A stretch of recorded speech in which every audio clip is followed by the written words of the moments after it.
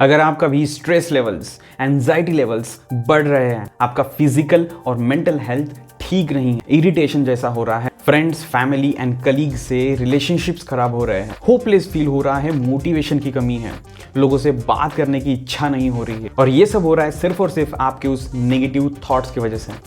Don't worry, इस video के बाद उन 5 स्टेप्स को यूज करके आप भी आपके विचारों को बदल पाओगे। So let's get started. First, identify the thought. विचारों को पहचानना। इस पहले स्टेप में उस थॉट को जानोगे, पहचानोगे जो नेगेटिव है और जो किसी भी काम का नहीं है और जिसको आप बदलना चाहोगे, क्योंकि आपके उन विचारों के कारण आपके इमोशंस और बिहेवियर में इम्पैक्ट, प्रभाव पड़ रहा है, और इसके बारे में जागरूक होना बहुत इंपॉर्टेंट है, और यही हमारी पहली स्टेप है। इसे एक बेहतर एग्जाम्पल से समझते हैं।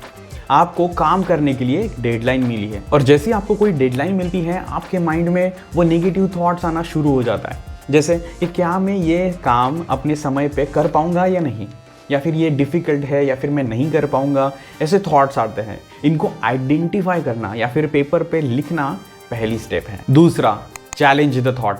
अपने विचारों को चुनौती देना। एक बार अगर आपने नेगेटिव थॉट्स को, अपने नकारात्मक विचारों को पहचान लिया, तो आपको अभी खुद से एक सवाल करना है कि वो कितना एक्यूरेट है और कितना वैलिड है। अब विचार करें कि उस थॉट को, उस सिचुएशन को सपोर्ट करने के लिए या फिर खंडन करने के लिए आपके पास कोई एविडेंस है, क्योंकि अक्सर हमारी जो इनिशियल रिएक्शन, पहली प्रतिक्रिया होती है किसी भी सिचुएशन को लेके, वो रियलिटी के बजाय हमारे अजम्पशंस और इमोशंस पे बेस होता है। अब आप एग्जाम्पल की मदद से समझोगे कि उन थॉट्स को कैसे चैलेंज किया जाए। हम हमारे पहले एग्जाम्पल को लेते हैं और उसको चैलेंज करते हैं। जैसे उस थॉट को आप सवाल करके पूछ सकते हो कि क्या सच में मैं कभी भी मेरे काम टाइम पर नहीं कंप्लीट कर पाऊंगा, या फिर पास्ट में मैंने कभी भी अपने काम टाइम पर कंप्लीट नहीं किए हैं। और जैसे ही आप इस क्वेश्चन का आंसर खुद को दोगे, अब आपका माइंडसेट बदलना शुरू हो जाएगा। Third, finding positive frame. अब उस नेगेटिव थॉट को चैलेंज करने के बाद उसी थॉट को या फिर सिचुएशन को आपको पॉजिटिव बनाना है। कैसे?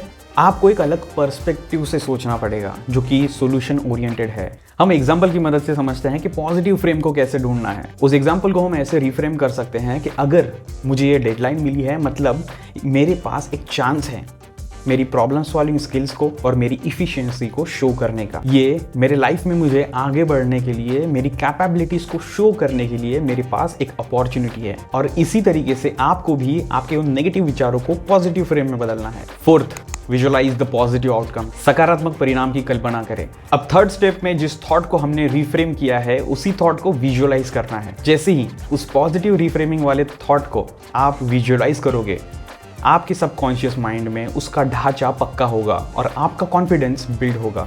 एग्जाम्पल की मदद से समझते हैं।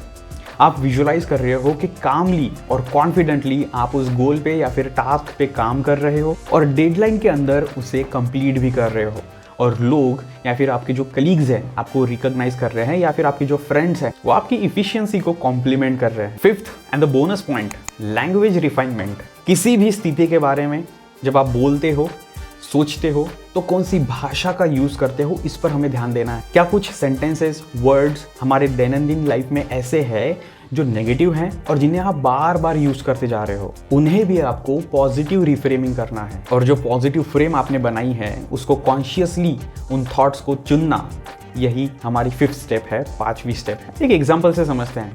ये बोलने के बजाय कि मैं थक गया हूँ या फिर ये चीज़ मैं नहीं कर सकता हूँ, आप बोल सकते हो कि हाँ, मेरे पास चैलेंजिंग टास्क तो है, लेकिन मैं उन्हें कुशलतापूर्वक पूर्ण कर सकता हूँ। हमारी लैंग्वेज हमारे थॉट्स और इमोशंस को प्रभावित करते हैं, और इन 5 स्टेप्स की मदद से आप आपके नेगेटिव थॉट्स को पॉजिटिव में बदल पाओगे। इस वीडियो को उन लोगों के साथ शेयर करिए जो नेगेटिव सोचते हैं और जिनको पॉजिटिव सोचने की ज़रूरत है, या फिर जो ओवर थिंकिंग करते हैं।